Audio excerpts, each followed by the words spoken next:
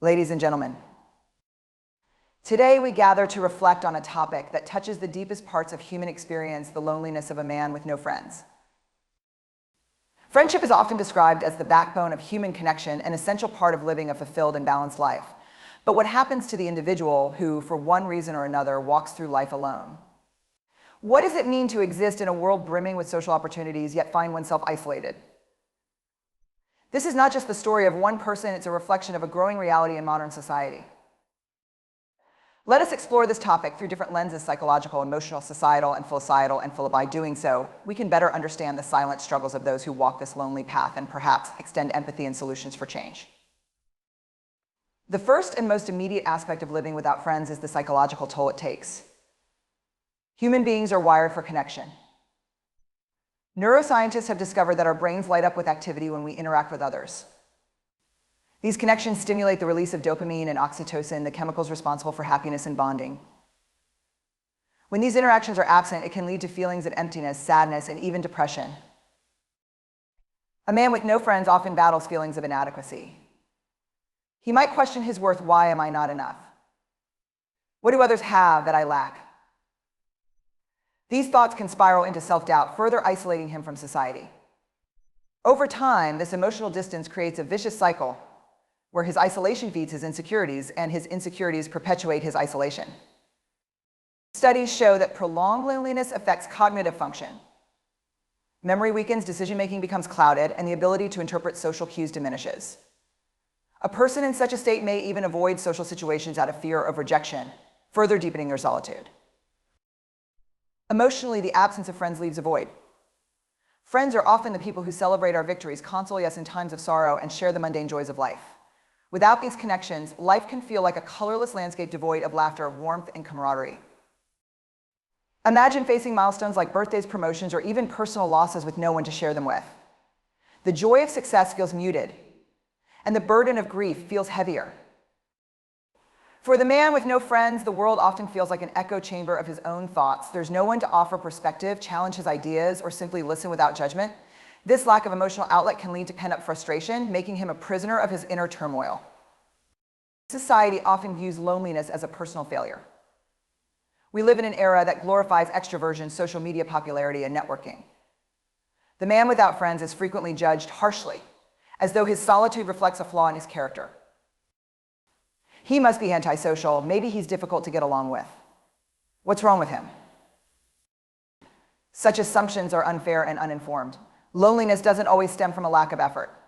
Sometimes it's circumstantial, a result of moving to a new place, losing loved ones, or enduring traumatic experiences. Other times, it's the consequence of societal changes, such as the rise of individualism and the decline of close-knit communities. The stigma surrounding loneliness often discourages individuals from seeking help. Admitting to a lack of friends feels like admitting to failure, leading many to suffer in silence. From a philosophical standpoint, being a man with no friends raises questions about the nature of solitude and the human condition. Is loneliness inherently negative, or can it serve a purpose? Throughout history, many great thinkers, artists, and visionaries have found meaning in solitude. Henry David Thoreau retreated to Walden Pond to discover life's essence. Friedrich Nietzsche spoke of the lonely wanderer as a figure of strength and self-reliance. Even religious leaders like Buddha and Jesus sought solitude to gain spiritual clarity. However, there is a fine line between solitude and loneliness. Solitude is a choice, loneliness is often imposed. Solitude empowers, loneliness depletes. For the man with no friends, the challenge lies in transforming his loneliness into a constructive solitude that fosters self-growth and resilience. In today's world, technology both connects and isolates us. Social media promises to bring people closer, but in reality, often exacerbates feelings of loneliness. Seeing others post pictures of gatherings, celebrations, and friendships can amplify a man's sense of exclusion. Moreover, online interactions lack the depth and authenticity of face-to-face connections. A text message cannot replace a heartfelt conversation, nor can a like on a post replicate the warmth of a friend's embrace. The digital age also fosters a false sense of connection. A man with 500 online friends may still feel utterly alone. The superficiality of these relationships can leave him yearning for genuine companionship. So how can a man with no friends break free from this cycle of isolation? The answer lies in small, intentional steps. The journey begins with self-compassion. Instead of blaming oneself for being alone, it's crucial to acknowledge that loneliness is a shared human experience. Volunteering, joining clubs, or attending community events can provide opportunities to meet like-minded individuals. Shared interests often serve as a foundation for lasting friendships. Therapy can offer valuable tools for building social skills and overcoming the fear of rejection. It's a safe space to explore underlying issues and develop strategies for connection. Reconnecting with family members or acquaintances can be a stepping stone toward rebuilding a social circle. Building friendships takes time. It's essential to remain patient and persistent, even in the face of setbacks. As members of society, we have a responsibility to address loneliness. Often the man with no friends isn't visible, his struggles are hidden behind a facade of normalcy.